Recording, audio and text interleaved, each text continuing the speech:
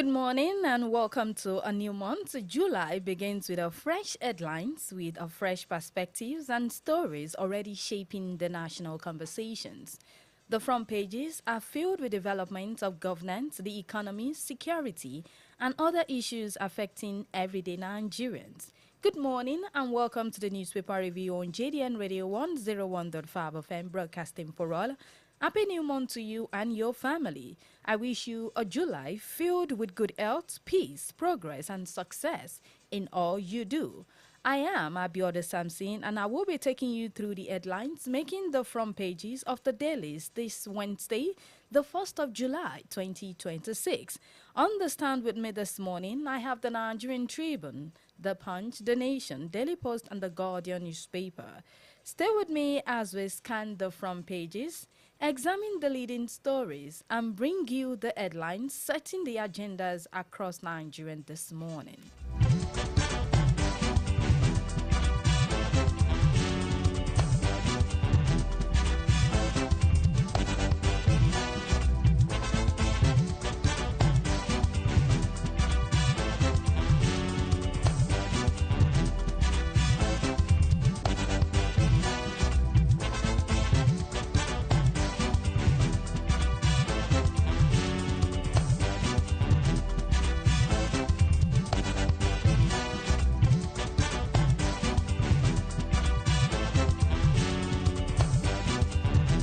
And this morning, I will be starting with the Nigerian Tribune with this headline from the front page that says, Candidate list, APC governors to meet Yiwatada. And that is on page 2 with this riders. Political parties begin upload to INEC portal. PDP, NDC, LP confirms receipt of access codes. Wike-led PDP receives codes as confusion hits Turaki camp. We have uploaded Obi's name, says NDC. And still on the Nigerian Tribune, I have this story that says federal government to scrap JSS SS separation policy. And also on the front page, I have gunmen Q3 injure many at mining site in Plateau. And also, thousands march in South Africa to enforce June 30th anti-immigrant deadline. And also, Federal High Court issues new 2026 pre-election practice direction repels 2022 rules. Airfare in Nigeria rose by 20.86% in May. And those are the headlines that made it to the front page of the Nigerian Tribune for this morning.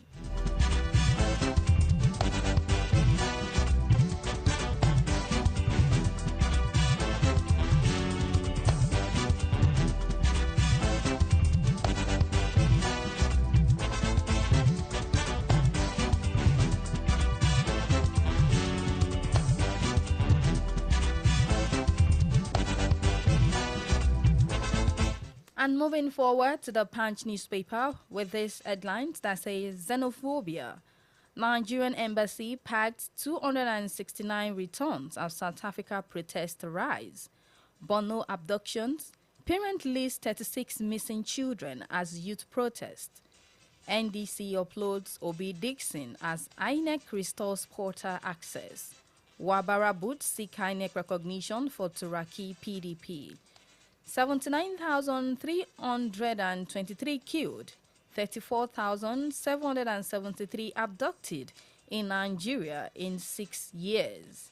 Marketers reject fuel pricing curb, threatening shutdown.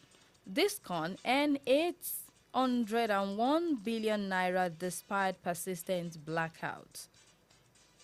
And also on the Punch newspaper for this morning, I never rub-stamped foreign loans as Senate President. And this is coming from Saraki. And also, floodwaters submerge homes, disrupt power supply in Lagos. And those are the stories from the front page of the Punch newspaper for this morning.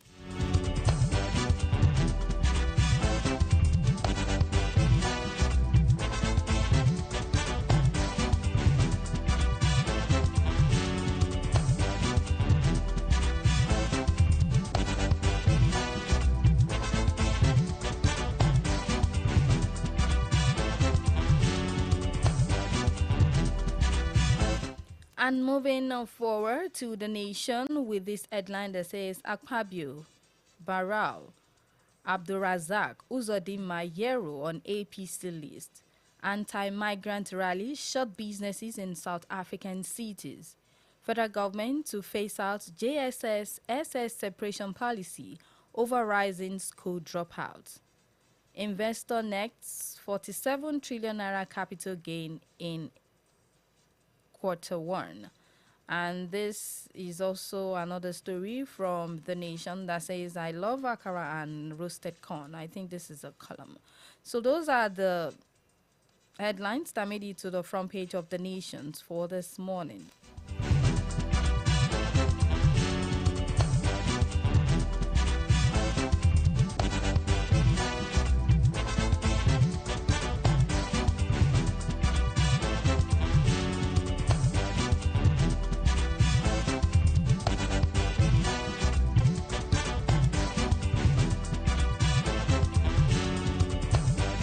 It's to the newspaper review on JDN Radio 101.5 FM. And if you're just tuning in, you're right on time because now we are just scanning the stories, the headlines that made it to the front page of each dailies for this morning.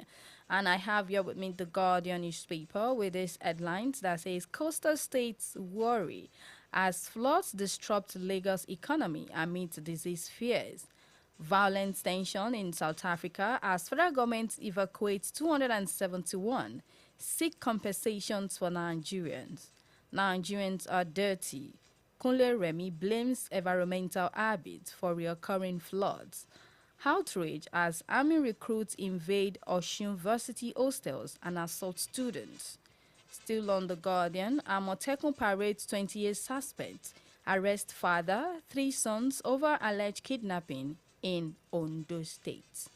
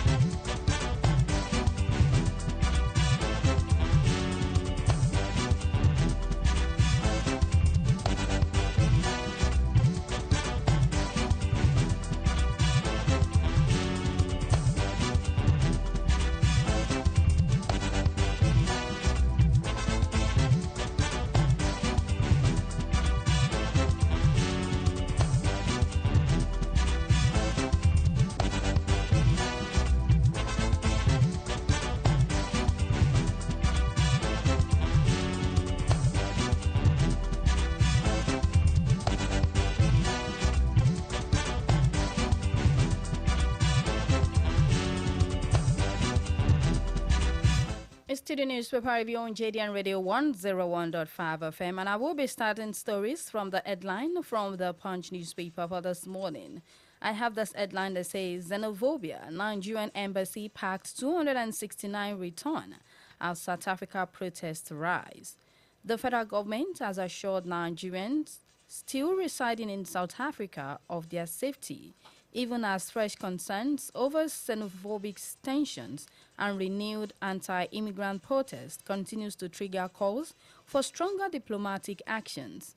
This comes after Nigeria reportedly stormed the country's embassy in Pretoria as xenophobic tensions escalated, while another batch of 269 Nigerians evacuated from South Africa arrived at the Muritala Mohammed International Airport, Lagos, on Tuesday abroad on Air Peace flight for Johannesburg at 10:48 a.m., marking the second government-coordinated evacuation exercise in recent weeks. Nigerian businessman, popularly known as Big Joe, was reportedly shot and killed by unidentified gunmen on Sunday outside his shop in Witbank, Mpumalanga province. True local police have not announced cause of his death. Thousands of locals marched in major cities across South Africa on Tuesday, calling for the removal of undocumented migrants from the country. And the story continues on the Punch newspaper for this morning, the 1st of July, 2026.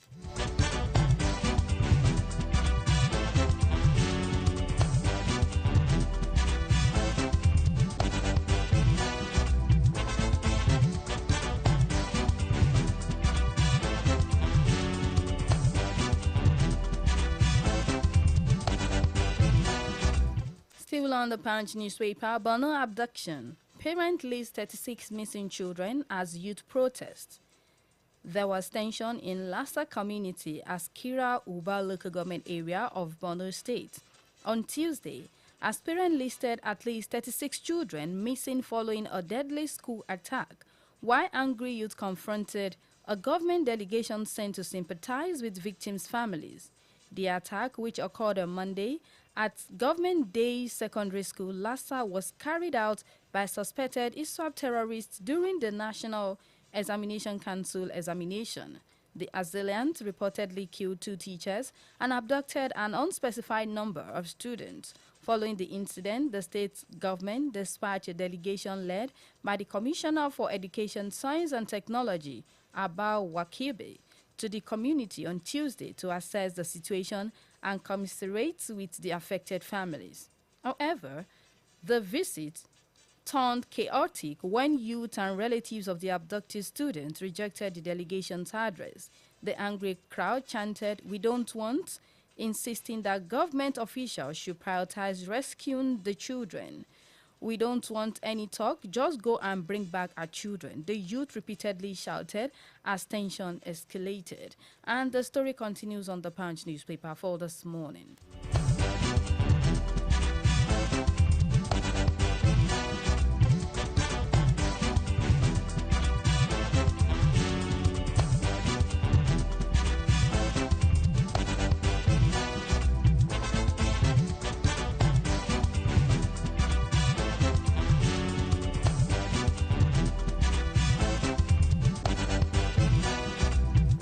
Still on the Punch, NDC uploads Obi Dixon as INEC restores portal access.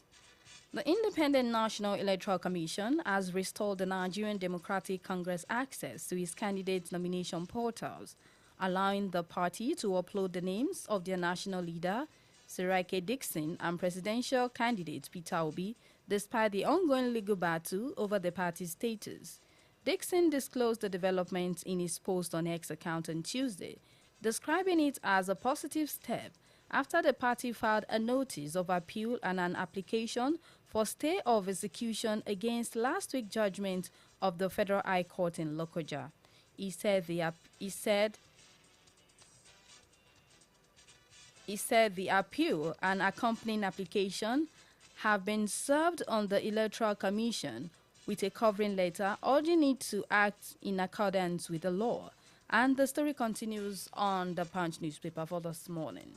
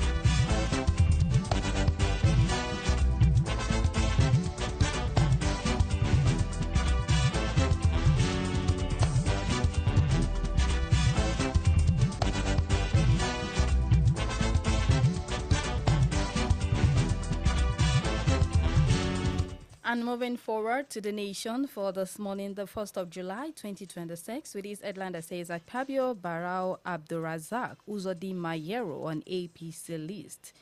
Senate President Godswill Akpabio, its Deputy Senator Jubrin Barao, Senate Leader Okpayemi Bamidele, Senate Chief Whip Mamadu Manguno, and Senator Adams Oshiomhole have received candidate affidavit form and are among the candidates whose names are being uploaded to the Independent National Electoral Commission portals.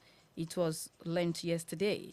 Also, 4 governors, Abdulrahman Abdul Razak from Kwara State, Hope Uzodinma from Imo State, Hamhadu Umaru Fitiri from Adamawa, and Inuwa Yahaya from Gombe have been cleared by the ruling party to contest Senate seats. also cleared our former Kaduna State Governor Muftar Ramalan, Yero, Senator Shehu Sani, and Senator Sunday Marshal Katung to contest Senate seats in Kaduna State. Former Kogi State Governor Yahaya Bello secured the party's ticket for the Kogi Central Senatorial District. These are amongst the 109 senatorial candidates running the platform of the ruling party.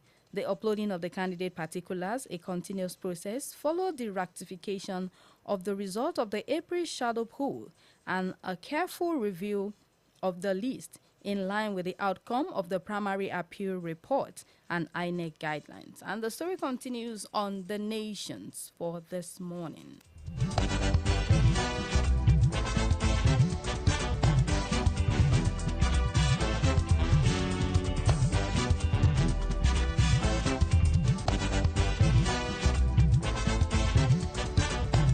Still on The Nation, the federal government to phase out JSS-SS separation policy over rising school dropouts. The federal government has announced the plans to phase out the policy separating the administration of junior secondary schools, JSS, from the senior secondary school, SSS. The government described it as a failed reform that has contributed to millions of secondary school pupils dropping out before completing their education. Education Minister Dr. Olatunji Alausa announced this yesterday in Abuja during the inauguration of the Universal Basic Education Commission, Ministerial Implementation and Monitoring Committee for Smart Schools, Bilingual Schools and Alternative Schools. Alausa said the disarticulation policy, which created separate management structures for junior and senior secondary school, has failed to achieve its intended objectives and would be presented to the National Council on Education for review and discontinuation. The minister stressed that the policy has created unnecessary administrative bottleneck while weakening students' transitions from junior to senior secondary education. And the story continues on The Nations for this morning.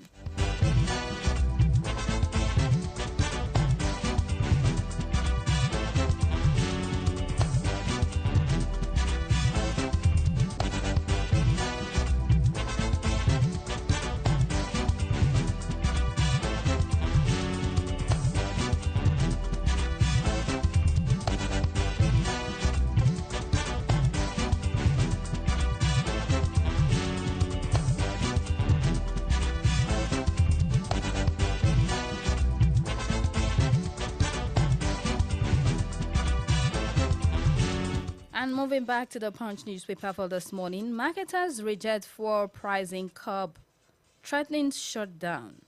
Four marketers have declared that their filling station would stop selling petrol should the federal government try to enforce price control. The National Publicity Secretary of the Independent Petroleum Marketers Association of Nigeria, Chinedu Ukadike, issued the warning on Tuesday during an interview with a correspondent. The Minister of State for Petroleum Resources, Enikin Lokpobiri, warned on Monday that the government would not tolerate profiteering and other practices that exploit fuel consumer. Lokpobiri said that though the era of government fixed petrol prices was over, the regulation did not mean regulators should abdict their responsibility to protect consumer. The minister spoke in Abuja at the opening ceremony of the 2026 General Council and Legal Advisors Forum organized by the Nigerian Midstream and Downstream Petroleum Regulatory Authority. His remarks came amid renewed public concerns over the failure of refiners and importers to lower the gantry price of petroleum products, even as crude prices fell from a high of $120 during the U.S.-Iran war to as low as $72 a barrel.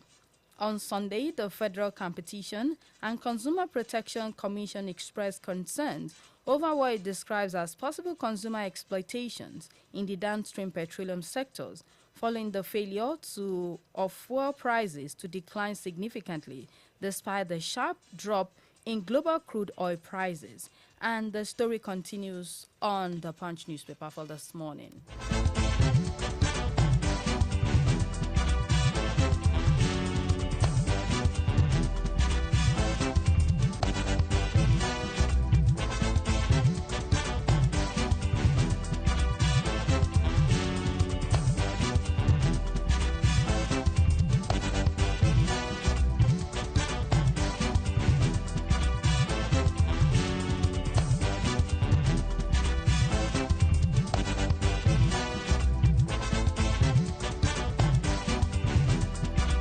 as you know that we want you to always be part of the newspaper review on JDN Radio 101.5 FM, the only radio station that is broadcasting for all. You can drop your comment on this Facebook on JDN Radio 101.5 FM and also on YouTube, JDN Radio 101.5 FM. And on Facebook, we have this message from Dr. Mrs. Olibara. She says she's texting from Owerri, and she said on NYC reform, she said instead of scrapping a system that has outlived its usefulness, they are talking about reforms, a system that has put tears in the eyes of some parents and guardians who have lost their loved ones sent to volatile areas. And she said that, are they changing their uniform to enrich themselves, or of what importance? And she further says, a country that has been on borrowing spree instead of cutting down cost of governance and frivolous spending, are feeling less concerned. I can't understand this government. And that was our contribution for the newspaper review for this morning. And also, Olaleke Olutoyin, good morning and happy new month to you too. Imofoje Peter, good morning to you. And everyone in the studio is greeting you, happy new month to you as well. And we'll be calling it a wrap on the newspaper review on JDN Radio 101.5 FM. As you know that the newspaper review continues tomorrow, same time, 7:30 a.m. to 8 a.m. on this frequency, 101.5 FM. And if you have any contribution or anything that triggers you and you want to be part of the conversation, do not forget that the newspaper review will come up in Yoruba language translation. That is on our phone shortly after this newspaper review in the next 5 minutes. So do not take it from the frequency JDN Radio 101.5 FM. I remain Abiodun Samson till I come your way again in the afternoon. Keep it locked down and do not take it away. Bye.